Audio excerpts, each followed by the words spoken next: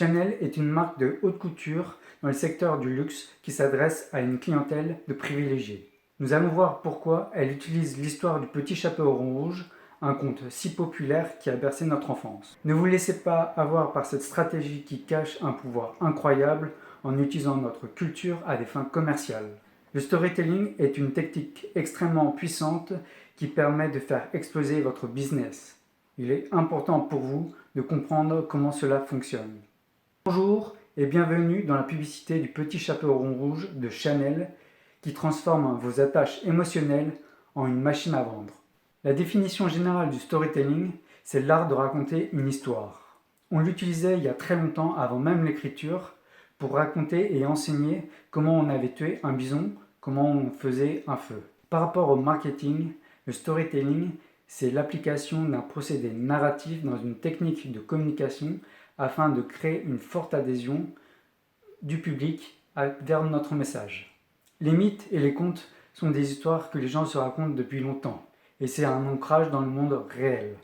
Ils font passer le réel à l'état de parole et donnent à la parole une réalité. En utilisant un conte populaire, la marque simplifie son message et crée une forte attention en faisant appel à la magie de notre enfance. La petite histoire avant de se coucher quand on est enfant ou lorsqu'on est un peu plus grand autour d'un feu. Tous ces souvenirs agréables chargés en émotions.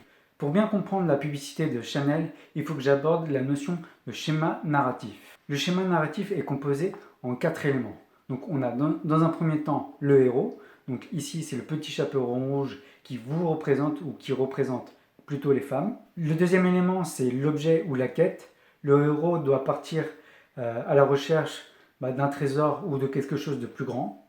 Après on a le troisième élément. Donc pour que le storytelling soit efficace, on a besoin d'un opposant ou d'une problématique à surmonter, comme un obstacle. Ici, dans notre publicité, ça sera le loup qui représente l'homme. Le quatrième élément, c'est la preuve. La marque doit apporter la preuve de manière réelle ou symbolique, la valeur qu'elle apporte. Et je vais rajouter un cinquième élément, c'est le slogan de la marque. Donc c'est parti, on va décrypter ensemble la publicité. Les premières images, c'est le petit chapeau rond rouge qui est presque prêt à partir avec sa robe rouge qui symbolise la passion et le pouvoir de la jeune femme. Elle est dans un environnement froid, terne, qui contraste avec sa tenue. On peut noter la couleur gris-bleu et l'aspect du béton qui est triste. Dans le petit chapeau rond rouge, elle doit emprunter un chemin qui traverse une forêt qui est dangereuse et qui est sombre. Ici, dans notre publicité, l'endroit est assez sombre et le danger est représenté par le vide. La deuxième étape de la publicité, c'est la quête vers l'objet. On voit qu'elle ouvre le coffre-fort avec le numéro 5. Donc le numéro 5, c'est le nom du parfum. Et généralement, tout ce qu'on met dans un coffre-fort est précieux. On voit tout de suite le changement d'ambiance avec la couleur dorée qui symbolise la richesse, la valeur et qui apporte une notion de leadership. Dans le sport, dans le milieu du sport, quand on gagne, quand on est le premier, notre médaille est en or. Et ça, on le verra après, pourquoi je dis ça. La troisième étape, c'est la partie de la transformation et de l'apparition du loup, de l'opposant. La gestuelle du personnage est intéressante ici, car il montre le côté féerique et insouciant comme une enfant. Elle prend le parfum délicatement pour noter le côté précieux du produit. À travers le regard de la jeune femme, on comprend que la transformation a eu lieu de passage de l'enfant à l'adulte. On va se refaire ce passage-là et je vais vous montrer et vous indiquer le slogan en même temps. Là commence la beauté.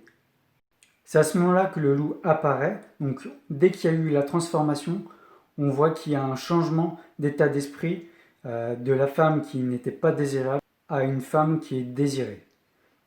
Donc l'idée de proie. On arrive à la quatrième étape, le pouvoir du parfum. Elle prend le parfum et met sa cape rouge. Ici, on peut voir la symbolique de protection à travers la cape. Quitte la chambre forte, le loup arrive vers elle et d'un simple geste, le loup se soumet, s'assoit pour la laisser passer. Tout à l'heure, je vous avais parlé de la notion de leadership. Ici, on peut voir qu'elle domine le loup. Et c'est dans cette domination que la notion de leadership est présente. La marque montre le pouvoir de son élixir qui rend les femmes désirable et belle, et les protège à travers la notion du sacré. Le sacré est à la fois l'interdit, mais également doué d'une puissance active qui l'oppose au profane.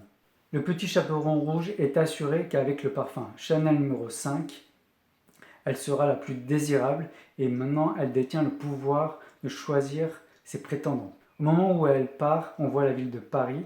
Paris, c'est la ville des lumières, la ville de la fête, la ville de la mode, et c'est aussi un clin d'œil à l'histoire de la marque. Dans les dernières images de la publicité, on vous reconnecte du conte à la réalité à travers le dézoom du parfum. Chanel donne à ce moment-là toute la valeur à son produit. Si vous aimez cette vidéo, faites-le moi savoir en vous abonnant et par un petit commentaire. N'oubliez pas de partager cette vidéo au plus grand nombre et moi je vous dis à bientôt.